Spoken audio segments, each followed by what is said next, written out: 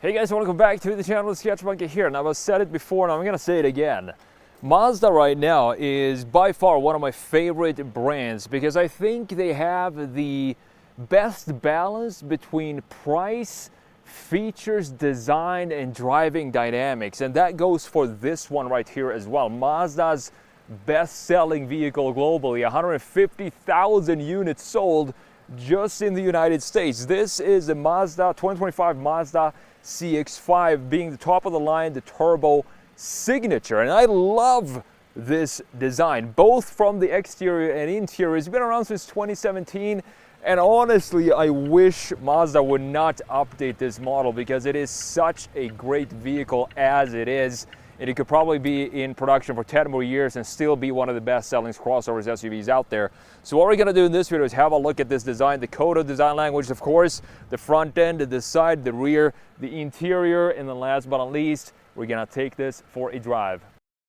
Now, as always, before we start and talk about this beautiful design, let's have a look at what's hiding under the hood of the 2025 Mazda CX-5 Turbo Signature, the top of the line. We have a 2.5-liter turbo inline 4, putting out 256 horsepower, 320 pound-feet of torque. It is connected to a 6-speed automatic. Pretty unusual to see a 6-speed automatic in 2025. Usually have a, a 7, 8, 9, 10-speed automatic these days. It comes with all-wheel drive, 0 to 60. It takes about 6.2 seconds for the turbo version. Not bad at all. Fuel economy, 22 city, 27 highway. And the price for this, such a good value in my opinion, $42,220. And as I said, they sold over 150,000 CX-50s in the United States just in one single year. And this is Mazda's best-selling vehicle globally. Now, you can get this with a base engine of 187 horsepower, but personally, I would 100% go with the turbo right here. So let's close down the hood and let's check out this beautiful design. It's been around since 2017, but I still think it looks absolutely stunning. Now, Mazda is known for their Kodo design language, and what that means is they're playing around with empty surfaces. That is what Kodo design language is all about. You can see a couple of sharp lines in this beauty, but other than that, it's a very smooth, organic shape for the design, and this is true and tested, this design. Everybody knows that this is a Mazda when they look at it. Stunning design language across the entire lineup, from the small SUVs and sedans and hatchbacks all the way up to the CX-90. Very clear identity for Mazda. I do love this line that goes from the A-pillar into the corner of the grille up here. Very smooth hood. There is nothing crazy going on. It's like a calm ocean in the front end and in the surfacing of this design. It looks like a smaller CX-70, this thing. It's such a beautiful design, and again, something that I don't want to see Mazda update. You have the full LED headlights here. These are adaptive headlights, meaning that it turns with the steering wheel, and the thing is, they turn pretty aggressively. I mean, when you turn the steering wheel, you can definitely see the headlights going in different directions with the steering wheel. We even have a full LED indicator right there. Beautiful daytime run lights, creating a nice identity for the Mazda. And I like how this sits inside of the sheet metal. You can see that it has sort of a cap for it with this section up top of the hood, covering part of the headlight here, looking stunning. We have a position light here as well on the side. Nothing crazy in the side, no fake side intakes or anything like that, just smooth surfacing all around, which is typical for all Mazdas of today. You have the parking sensors integrated right there as well. And we also have this chrome piece in the grille. This is something that I personally want to see like we have on the CX-70. I would like to see this probably be blacked out, even though it looks pretty classy to have a splash of chrome in here. You have a massive Mazda logo in the middle, and the grille is completely open here, as you can see. In this case, being the turbo signature, the top of the line. We have 360 camera, the front body camera located right there, as you can see, and the lower section is also completely open. So there is nothing fake going on about this design, and I love that.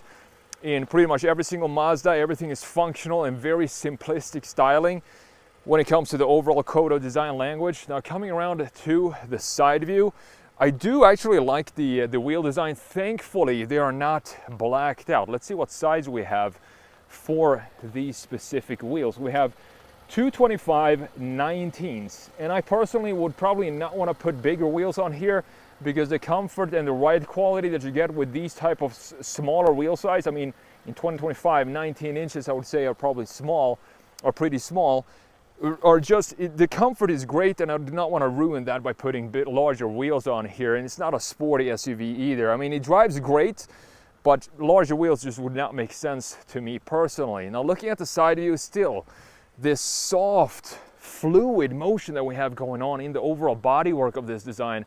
In this case, I actually think it looks very good to have this contrast with the black graphic on top of the greenhouse up here. But in the lower section, you can see that this then becomes chrome into a thicker hockey stick design right here that connects with the black graphic is up top. We have a standard size sunroof all the way up there as well.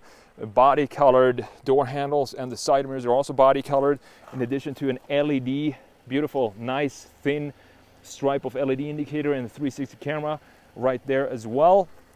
Nothing crazy when it comes to the shoulder line or anything like that. You have a nice swooping shoulder line from the front, then dipping down and fades in this area in the rear passenger door.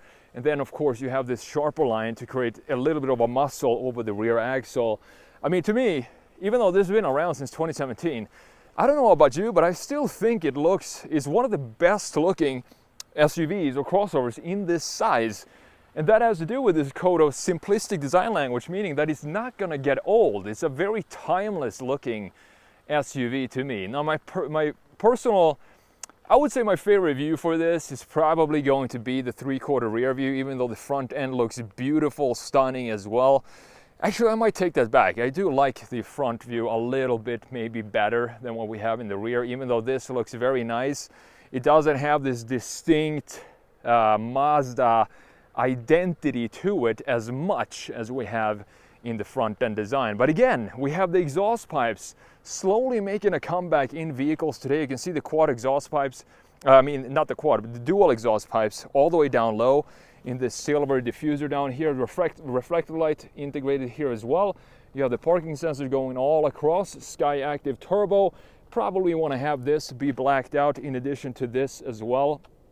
You even have the trim spelled out here. So CX-5 signature all-wheel drive Sky Active G Turbo. Now looking at the taillights, I like that they have a connection to what's going on in the front end. Pretty much the exact same styling for the daytime run lights are coming back here in the taillights as well. And look at this indicator cube that sits inside here. Beautifully done. LED, of course, what we want to see. We don't want to have any light bulbs in 2025, specifically not on the top trim like we have right here. Again, a little bit more complex in the rear end with the lines going on that way we have in the front end. Well, let's open this up and let's check out the trunk space for the 2025 CX-5. And the trunk space is what you expect it to be. You can see that we do have this sloping roofline right here in the rear end, which is definitely going to take away some of the space in the back, but I don't care. It looks a lot better having that line being dipped like that. Now, if you need more space, you can of course fold down these seats by using these latches here, so everything folds flat, giving you a lot more space back here. Now looking underneath this section, you do have a full spare tire there, but not a lot of additional storage in the back here. But to me, this is definitely more than enough for what I would need personally for a small crossover SUV like this when it comes to the storage space. And this is of course power assisted. Click that button right there and it folds down very slowly. Let me know what you think about this design. Do you think Mazda should update this design for, I don't know, 2026? Probably, it's been around for so long. Or do you think that this design still looks modern today? I've said what I think. I think it's one of the best looking small crossovers to date, and it still has a very modern look to it, specifically when we have these LED indicators as well as the daytime run lights at the front end. So with that said, we talked about the exterior. Let's check out the interior of the 2025 Mazda CX-5 Turbo Signature.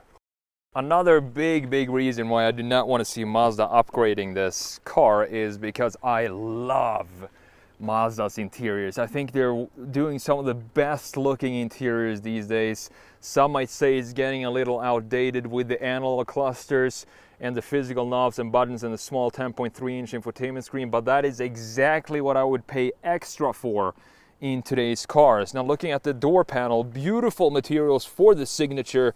We have some nice brownish leather here, black leather up top, some wood inserts in the door in addition to this chrome bar. Quality feel for the door handles. You have the controls for the mirrors here and the controls for the windows, cup holders all the way down low, Bose sound system integrated in the doors. The memory seat settings are located on the seats right here, and you do have, of course, power assisted functions for the seats themselves, which by the way look great and are extremely comfortable. You have some nice side support and bolstering to hold you in place when you're taking corners. Not too much, not too aggressive. So let's jump in here and check out what's going on with this beautiful, stunning interior of the 2025 CX-5.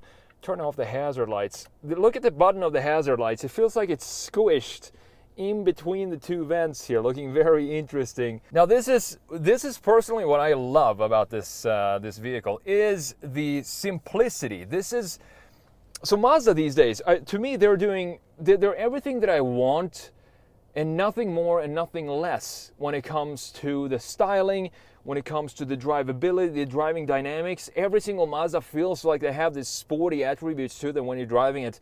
And then when it comes to the interior as well, it's just, everything is so simple and so clean and elegant. I love it. 10.3-inch infotainment screen up here. You have wireless Apple CarPlay, wireless Android Auto as well. These events, we talked about these. We have the wood inserts, a soft touch material up top. You have a head-up display for the signature, something that I personally don't really care about.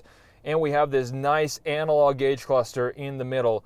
Looking great. This small section in the middle, this screen is actually digital, but you can't really customize a lot of it, which is totally fine for me. Sounds really good too. You can hear that turbo whistle a little bit at least, which is always great to hear.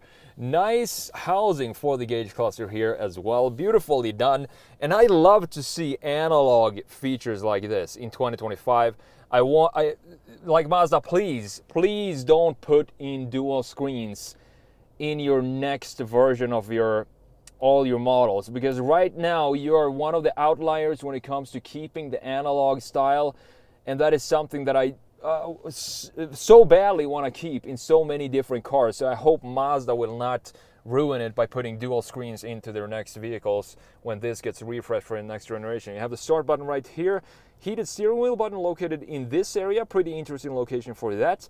Now this is what I love to see. Again, just the quality feel, first of all, feels very high quality. You have heated seats in 3 different levels, heated ventilated seats as well in 3 different levels. Great to see. And the fan speed buttons, dial for the temperature right there, wireless charging pad all the way down here, in addition to a 12-volt outlet, cigarette outlet right behind it. Putting it into reverse, going to pop up the 360 camera, which I think looks pretty decent to me. It's not the highest resolution here, but you don't need a higher resolution than this, in my opinion. This is totally fine for me because you have the trajectory lines there as well. Putting it back into park, you have 3 different drive modes, nothing more than that in this Me Drive. I love the name of that. So putting it into off-road or normal sport, I like to keep it in just normal for 95% of my drives. Parking brake right here, and this is the control panel to just control what's going on in the infotainment screen. And this is one of the most simple infotainment screen software's settings that you will ever see. And it really doesn't bother me that this is not touchscreen when you're not when you're driving the car. It's only touchscreen when you have it in Apple CarPlay and you're standing still. But it doesn't really matter because it's such a simplistic system that I actually like what's going on here with this type of controls for the infotainment system up top. Volume knob here as well, gloss plastic wrapping around the gear selector. 2 cup holders. This is what the key looks like. Pretty standard looking key from Mazda. You have the lock, unlock, hold to open the trunk, and panic button with the Mazda logo right there. Small armrest. This is one detail that I would like to change because this feels like it ends too quickly here, and when I'm resting my elbow on it, you can see that my elbow is almost sliding off the center armrest. So I want to have this be either adjustable, so I can slide it forward, or just extend it a little bit more, but then it's of course going to cover up the cup holders right there, so we do have a problem there when it comes to the design. We have this small little tray underneath you can take off. You have 2 USB-Cs in addition to another cigarette outlet underneath this lid. So let's put this back. Let's close this back down. We talked about the seats already. Beautiful looking seats. Like the interior colors here with this dark brown that we have in contrast with the black. Looking very classy. Now looking at the steering wheel here, you do have the paddles for the 6-speed automatic on the sides, and you do have the controls for the cruise control settings here on the right side, and the controls for the volume and voice command are located on the left side with the big beautiful Mazda logo in the middle chromed out, and the 3-spoke design creating a pretty sporty looking steering wheel. And it's very small as well. I love that.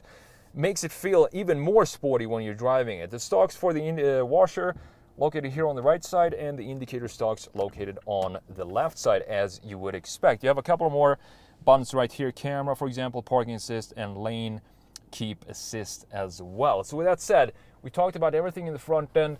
Let's jump back and have a look at what's going on in the rear end, and if I can fit behind my own driving position, being 6'1", 6'2", in this vehicle. It is not the biggest SUV, so I haven't really checked the back seat out yet. It's going to be interesting to see. Same type of styling here. You can see that the door opens almost 90 degrees, making it very easy to go in and out of this vehicle. You can see just the angle of the door, 90 degrees almost. We have the nice wood insert here in addition to this chrome piece. Same type of door handles that we're going to have in the front end, cup holder, speaker as well. Overview of the back seat. Let's move this thing and let's jump in here, check out the space that we have for the back seat. Now I do have decent amount of space, not plenty amount of space, but I personally do not need more space than this. Headroom is great. It's just the leg room that could be a little bit too tight if you have the driver and the passenger being over 6 foot tall. But this is not something I'm complaining about. I could definitely sit here for a long time. I'm very comfortable still, as long as I have my knees on each side of the seat, as you can see. 2 vents back here, and if we fall down this center armrest, you are of course going to find yourself 2 cup holders in addition to heated seat buttons right here. This is specific for the upper trim levels, the signature trim levels, to have heated seats integrated in the back as well, in addition to a couple of USB ports right there and some storage underneath this lid. Very interesting design for this portion of the vehicle. Haven't really seen that in any other car before. So with that said, we talked about the beautiful exterior. The interior, now let's go and take the CX-5 Turbo Signature for a drive. All right guys, let's go. Let's take the 2025 Mazda CX-5 Turbo Signature for a drive. Now Mazda, this to me, the CX-5 specifically, is the quintessential crossover SUV. And I didn't notice just how many of these are out on the roads until I got this press vehicle driving around, and I started seeing CX-5s absolutely everywhere. They're so common. I mean, selling 150,000 cars per year just in the United States is pretty crazy to think about how many of these they're actually selling.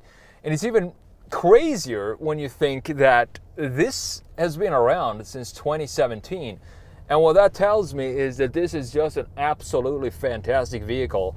And I know it is, because I've been driving this now for almost a week, and it's such a great overall vehicle when it comes to, as I said, the balance between the 4 key topics, being the price, the value, the features, the design, both when it comes to exterior and interior design, and how this car drives. Mazda has done something special lately with their models that I feel like every single Mazda these days are so sporty to drive. It doesn't matter if it's the lifted CX-50, the Miata, of course, the CX-70. Probably the one that I would buy in that segment of SUV is the CX-70, because I fell in love with it when I reviewed it, and also the Miata, of course, just how much fun that was to drive. Same goes for this, the CX-5. It feels almost like a lifted, not sure if I could call it a sports car, But it's very fun to drive, specifically when you have this 2.5 liter turbo inline 4 with 256 horsepower. Now the base engine without the turbo, 187 horsepower, is still a very good engine, and it's still quicker than you would expect it to be. But this extra power just gives it that additional boost, and also the turbo noises that you hear when you're stepping on the gas is something I appreciate in 2025, when companies are starting to almost want to silence the mechanical features that goes on in a car. But that is something that I personally enjoy listening to, and get a sense of what's going on under the hood when you're driving the car. Look at this, all the deer. That's very, very cool. A whole family of deer. Colorado is pretty amazing sometimes when you see that. And the ride comfort as well is great. I mean, with the 19-inch wheels, you got a lot of rubber on the tire itself, so it feels very comfy, and it soaks up all the imperfections that you have in the roads. That is exactly what you want in a vehicle like this. And for $42,000, at the top of the range, top of the trim, that is also a reason, something that I'm a little bit worried about when the next generation CX-5 is going to come out. Most likely, they are going to bump the price a little bit, and most likely they are going to give you everything digital with the next generation, the gauge cluster, for example, and hopefully they keep these buttons and knobs that we have for the climate settings, this separated control panel down here, which I love to see. So those are the reasons why I think that this is one of these cars that I don't think it needs a refresh, just because it's starting to get a little dated on paper. Because I have everything I want in this vehicle is intact as it is right now when it comes to price, driving, quality, design, and all that we talked about. So let's put it into sport here. See if that switches anything up. Let's put it into manual as well, because why not? Let's use the paddles. Down to third. You can hear the turbo noises. I love to hear that. Sounds very, very good. Down to third again. Oh, it actually, so not sure what happened there. It's starting to shift by itself, so you don't have 100% control of the gears, which is something that I would like to see. It doesn't even go up to red line before it shifts automatically, which is sort of a disappointment. If you have paddles, you want to be in control of the shifts yourself.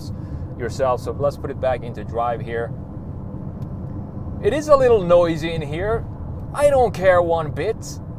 I feel like unless it's an S-Class, unless it's a 7 Series, an A8, a Rolls-Royce, Bentley, I don't really want to be completely separated from my exterior, from my surroundings. I want to hear some road noise. I want to hear some engine noise and stuff like that to make me feel connected with the car and with the road that I'm driving on.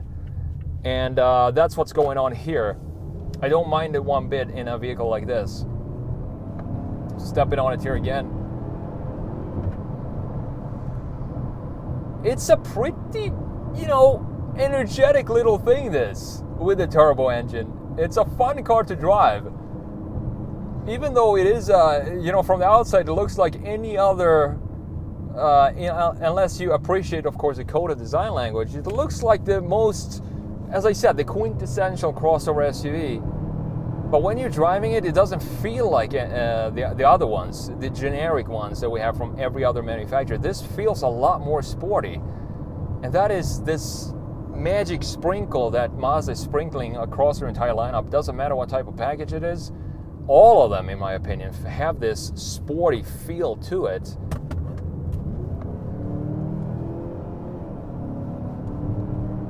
Oh yeah, it definitely goes. So we're gonna have to wait and see what Mazda will do with the next generation CX-5. I hope they keep 95% of what this car is, if I'm honest. We're just updating technology in cars, and everything always needs to keep improving as fast as possible in today's world. And sometimes I think we need to pump the brakes and just appreciate what we have. And there have been a few cars like that in recent history. The GTR, for example, Nissan GTR. We have the Dodge Challenger as well. Both of them discontinued in 2024, and they all the way up to the very end, they were still outselling most of their competitors. I mean, GTR doesn't really have a, does it have a direct competitor? I'm not sure, but it was still, they were still selling out of the GTR as it was being discontinued. So in some rare cases like that, I don't think we need to update the cars too quickly. Instead, just appreciate what we have and keep refining the details of the vehicle in question. And in this case, we're talking about, of course, the Mazda CX-5. Thank you so much for watching, and I will see you in the next video.